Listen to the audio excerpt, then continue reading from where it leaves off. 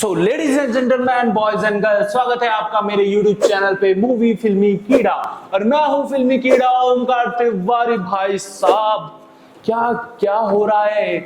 तो guys, कालकूट web series के बारे में आज मैं बात करने वाला हूं। सो गाइस, कालकूट वेब सीरीज का जो भी मैंने ट्रेलर रिव्यू था वो मैं कर चुका हूं, वो मेरे चैनल पे आ चुका है। जाके वो ट्रेलर रिव्यू देखिए आपने, अगर ट्रेलर नहीं देखा है और ये कालकूट के बारे में आपको कुछ भी नहीं पता है तो आप ट्रेलर रिव्यू देखिए। और आज मैं आ गया हूं इसके एपिसोड के बारे में बात करने। तो 27 जुलाई को उसके 2 पार्ट आए हैं और एक और पार्ट आया है 28 जुलाई को। सो गाइस, बहुत ही प्यारा लगा मुझे तो। सो गाइस, आते हैं स्टोरी पे। स्टोरी स्टार्ट होती है यूपी के एक छोटे से शहर से जिसका नाम है सरसी, और वहां पे क्या क्या होता है ये स्टोरी में बताया गया है। गाइस, स्टोरी स्टार्ट होते ही समय एक लड़की पे एसिड अटैक हो चुका होता है। जैसा मैंने आपको टीजर में बताया था कि ये जो भी वेब सीरीज होने वाली है एसिड अटैक पे होने वाली है। तो सो गाइस, एसिड अटैक हो जाता है उन पे और वो हॉस्पिटल पहुंच जाती है। फिर स्टार्ट होती है कहानी हमारे रविशंकर त्रिपाठी जो कि हैं विजय वर्मा जी।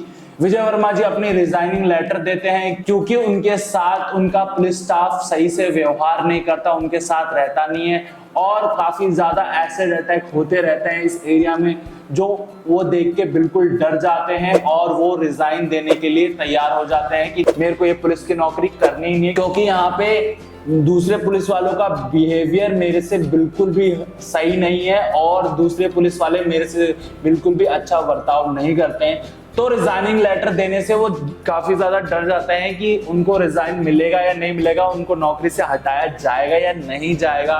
तो गाइस, ऐसा होता है कि वो एक कांस्टेबल को अपना जो रिजाइनिंग लेटर है वो दे देते हैं कि हाँ भाई आप दे देना उनको, मैं यहाँ नौकरी नहीं करना चाहता बिल्कुल भी।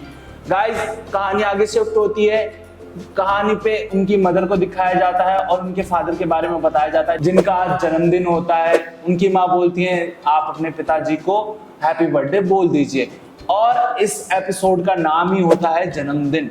जन्मदिन इसी वजह से रखा गया है क्योंकि इस एपिसोड में इनके पिताजी का जन्मदिन होता है और इनको एक नई सीख सीखने को मिलती है और इस सीख से उनका एक नया जन्म होता है, ऐसा कह सकते हैं। इसलिए इस एपिसोड का नाम जन्मदिन रखा गया है।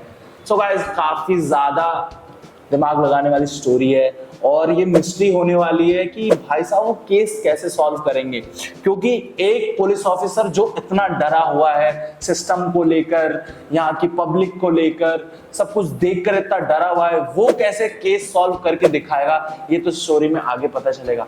आते हैं आगे। सो गाइस, फिर उन्हें पता चलता है कि एक गर्ल पे एसिड अटैक हुआ है और उनकी रिपोर्ट लेने जाना है हमको। तो उनके हेड पुलिस वाले बोलते हैं कि आप जाइए और जाके उनका रिपोर्ट लीजिए। बट वो जैसे ही जाते हैं और वो देख के वो काफी ज्यादा डर जाते हैं उस गर्ल को और देख के वहां से चले जाते हैं कि नहीं भाई, मुझसे तो ये बिल्कुल नहीं होगा।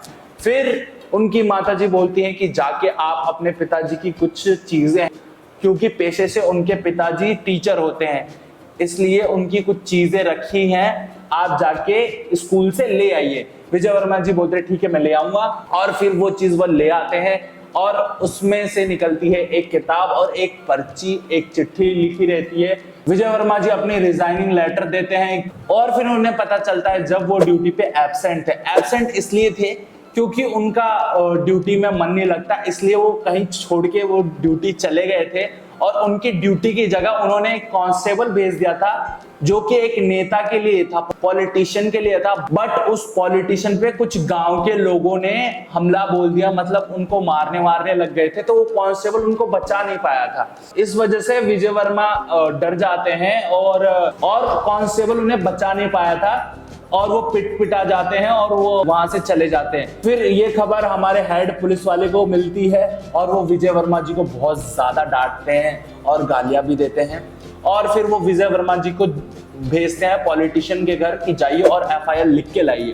आप एफआईआर जब तक नहीं लिखेंगे जब तक आपको इस्तीफा नहीं मिलेगा, इस्तीफा नहीं मिलेगा। और एक बात और बोलते हैं कि कांड वही करता है जो क्राइम स्पॉट पे मौजूद नहीं होता है।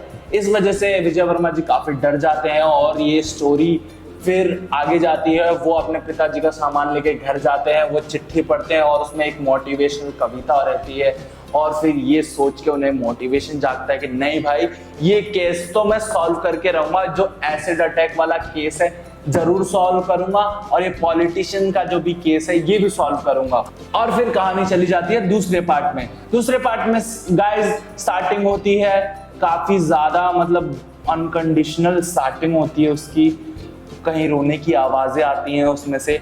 और एपिसोड सेकंड का नाम है M4 माफिया। क्यों है ये मुझे कुछ खास समझ में नहीं आया, बट मेरे को ये सेकंड पार्ट भी बहुत ही ज्यादा पसंद आया पहले पार्ट की तरह। सो गाइस स्टार्टिंग होती है, हमारे जो कॉप हैं हमारे विजय वर्मा जी, ये वापस दोबारा हॉस्पिटल जाते हैं क्योंकि उन्हें ये केस सॉल्व करना होता है। वो पिताजी की कविता पढ़ के काफी ज्यादा मोटिवेट हो जाते हैं और वो जाते हैं हॉस्पिटल में कि रिपोर्ट लिखने की, हाँ इस गर्ल को एसिड अटैक हुआ तो हुआ कैसे और किसने किया।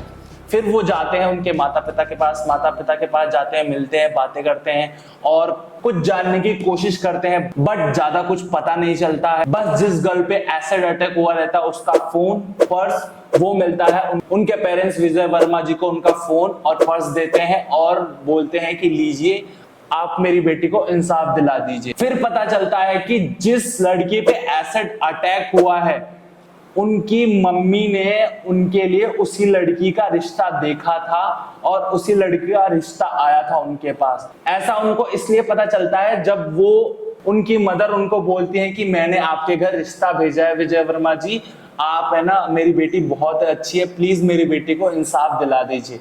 फिर वो पुलिस स्टेशन जा रहे होते हैं, फिर उन्हें पता चलता है कि जिस पॉलिटिशियन को जिस लड़के ने मारा था और उनका एमएमएस डाला था पिटते हुए सोशल मीडिया पे, वो लड़का पकड़ा गया है और आके उसे जल्दी से पकड़ लीजिए। फिर वो जाते हैं वहां पे केस सॉल्व करने और उस लड़की को पकड़ लेते हैं और वहां से वो केस सॉल्व हो जाता है। फिर आती है कहानी हमारे मेन केस पे जो है एसिड अटैक के बारे में। गाइस स्टोरी काफी ज्यादा मतलब मिस्ट्री टाइप है, अभी तक पता नहीं चला था कि हाँ भाई कुछ तो हिंट मिले, लेकिन कुछ हिंट नहीं मिला। फिर गाइस वो पुलिस स्टेशन चले जाते हैं, पुलिस स्टेशन जाके उन्हें ये पता चलता है कि उस लड़की के बैग में से काफी ज्यादा मेकअप किट्स और एक विस्की की बोतल और उसका फोन का पैटर्न उन्हें नहीं पता होता है, तो वो बाद में पता लगाते हैं, लेकिन उसके बैग से विस्की की बोतल मिलती है। तो जो हेड पुलिस वाले होते हैं विजय वर्मा जी को बोलते हैं कि ये लड़की बिल्कुल भी सही नहीं है, इस लड़की के बारे में पता लगाइए। दूसरा काम करते हैं, ये कोई रैकेट चलाती है या फिर उसमें काम करती है, ये लड़की का कैरेक्टर बिल्कुल भी सही नहीं है। जैसा कि मैंने ट्रेलर में बताया था, ये लड़की का कैरेक्टर बिल्कुल भी सही नहीं है। तो विजय वर्मा जी बोलते हैं कि देखिए ये बिल्कुल भी सही नहीं है, वो लड़की बहुत अच्छी है।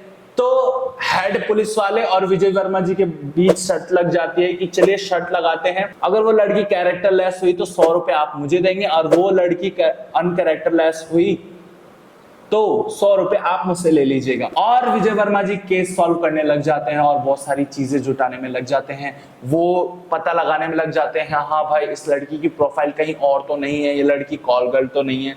गाइस बहुत सारी चीजें पता चलती हैं। और गाइस ये 16+ वेब सीरीज है, तो प्लीज हेडफोन लगा के देखें, जो भी बच्चे हैं वो दूर रहे इससे। और मेरा ये कहना है कि जितने भी पेरेंट्स हैं वो अपने जो भी 16+ बच्चे हैं उनको ये वेब सीरीज जरूर दिखाएं। गाइस अपने इंडिया में बहुत सारे एसिड अटैक्स होते हैं, ये आउट ऑफ कंट्री क्यों नहीं होते मुझे तो बिल्कुल भी नहीं पता, लेकिन इंडिया में क्यों होते हैं मेरे को भी ये रीजन मुझको आज तक पता नहीं चली। ये रियल बेस्ड स्टोरी पे आधारित वेब सीरीज आई है, मेरे को काफी अच्छी लगी क्योंकि मेरे को तो देखनी थी ये वेब सीरीज। भाई इस वेब सीरीज में बहुत सारी चीजें सीखने को मिलेंगी आप लोगों को, और अगर आपको इस स्टोरी से कुछ सीखने को मिलता है तो कमेंट में जरूर बताएं।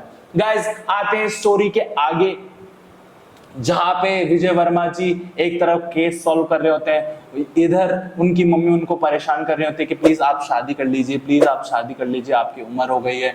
उनकी सिस्टर आती है उनके घर पे और उनकी सिस्टर भी यही बोलती है कि प्लीज आप शादी कर लीजिए, शादी कर लीजिए, और बहुत सारी चीजें होती हैं। और जिस पॉलिटिशियन का केस उन्होंने सॉल्व किया था वो पॉलिटिशियन उनकी तारीफ करता है, बहुत सारी चीजें होती हैं और थाने में उनकी तारीफ होती है, ये कहकर उनको थाने बुलाया जाता है।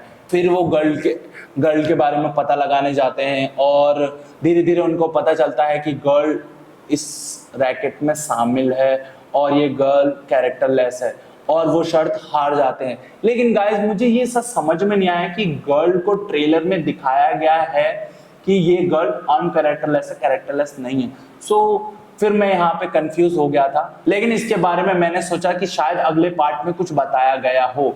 गाइस आगे कहानी जाती है, इस गर्ल के बारे में पता लगाया जाता है और ये पूरी कहानी इधर इर्द गिर्द घूमती है। उसके लिए आपको पूरी वेब सीरीज देखनी पड़ेगी। एपिसोड 2 में एक चीज और है गर्ल के बारे में, रैकेट चलाती है, उसका कोई दोस्त भी है, ऐसा कुछ पता चलता है और फिर ये स्टोरी वहीं खत्म हो जाती है। सो गाइस आप लोगों को कैसा लगा ये एक्सप्लेनेशन? अगर आप लोगों को अच्छा लगा तो मेरी चैनल को लाइक करो, सब्सक्राइब करो, शेयर करो और भाई बेल आइकन दबा दो, क्योंकि बहुत मेहनत लगती है वीडियो बनाने में भाई साहब। और आप अपना प्यार दिखाएंगे जब तो मैं दोबारा आऊंगा गाइस। सो गाइस ऐसे ही movie review, trailer review, song review मैं करता रहूंगा, आप लोगों को एंटरटेन करता रहूंगा, आप लोगों को नई नई चीजें बताता रहूंगा। अगर आप लोग वेब सीरीज नहीं देख पाते हैं तो मैं किस लिए हूं, मैं आप लोगों को बताऊंगा कि हाँ भाई कौन कौन सी नई वेब सीरीज आई है, कौन कौन से मूवी ट्रेलर आने वाले, कौन कौन सी चीजें आने वाली है मार्केट में। सो गाइस मैं आप लोगों को बताऊंगा, मिलता हूं आपको नेक्स्ट वीडियो में, तब तक के लिए बाय बाय और देखते रहिए मेरा चैनल मूवी फिल्मी कीड़ा।